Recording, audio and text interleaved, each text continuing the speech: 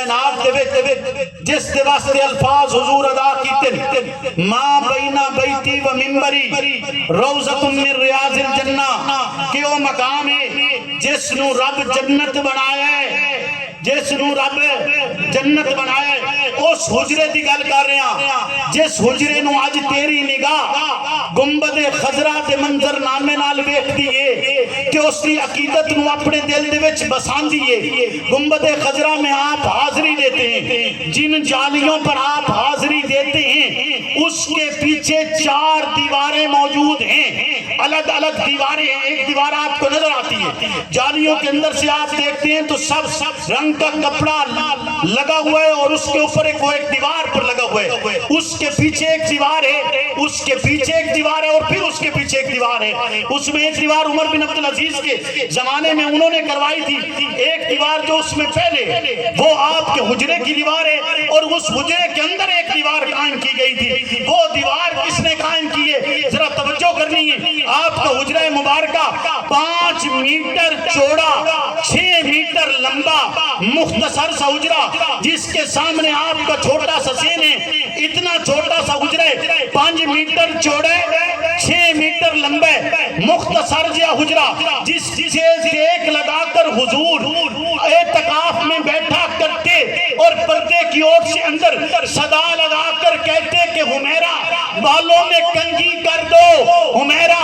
تیل لگا دو، جہاں سے آپ کے لیے روزے کی حالت میں کھانا بن کر آیا کرتا، اور جس حجرے کے لیے رسالت مآب پوچھتے رہے کہ اب کس کی واری ہے، اب کس کی واری ہے، تو ازواج مطہرات سمجھ گئیں جن کے لیے رب کہتے لستن کعدم من النساء، عورتوں میں سے ان کے وجود جیسا رب نے کوئی اور نہیں بنایا، وہ کہتی ہیں انہیں سمجھ آ جاتی ہے کہ آپ چاہتے یہ ہیں عائشہ الصدیقہ کے حجرے میں آپ زندگی کے آخری ایام گزاریں، وہ آپ کو اجازت دیتی ہیں، آپ اس حجرہ شریفہ میں تشریف لاتے ہیں، وہ حجرہ جو 5 میٹر چوڑا اور 6 میٹر لمبا ہے، اس حجرے میں ایک بان کی بنی ہوئی چھوٹی سی چارپائی ایک نکر میں لگی ہوئی ہے، اس پر کھجور کی چھال کا بنا ہوا تکیہ ہے، اس کی دیوار سے پانی کی چھاگل لٹک رہی ہے، مختصر سے ساز و سامان کے ساتھ یہ حجرہ موجود ہے۔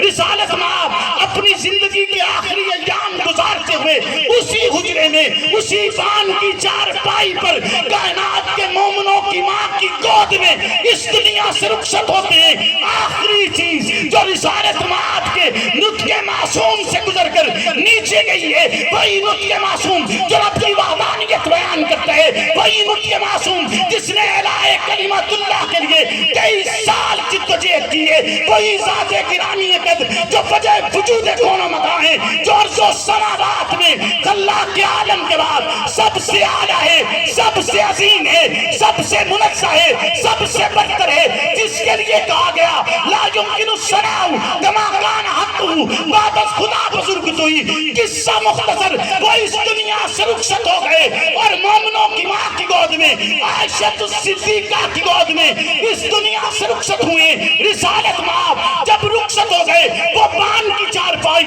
اس نکر سے اٹھا کر دوسری نکر میں رکھی گئی۔ رسالت مآب کا مزار مبارک وہیں پر بنا دیا گیا، وہیں قبر بنائی گئی۔ عائشہ الصدیقہ زندگی کے باقی ایام وہیں گزارتی ہیں۔ ابو بکر اس دنیا سے رخصت ہو گئے، ذرا توجہ کر، رب کی وحی بند ہے، وحی الہی نہیں اترے گی، رب نے نظام ختم کر دیے، محمد پر آ کر دین مکمل کر دیے۔ محمد نے اعلان کیے الیوم اکملت لکم، آج کے دن تمہارے لیے دین مکمل کر دیا گئے۔ وحی نہیں آئے گی، جبریل نہیں آئے گا، رب کا پیغام نہیں آئے گا، رب کا پیغام محمد رسول اللہ کی ذات پر مکمل کر دیا گیا ہے۔ اور اس لمحے میں ابو بکر اس دنیا سے رخصت ہو گئے۔ ابو بکر کہتے حجرہ شریفہ کی دیوار کے سامنے رکھتے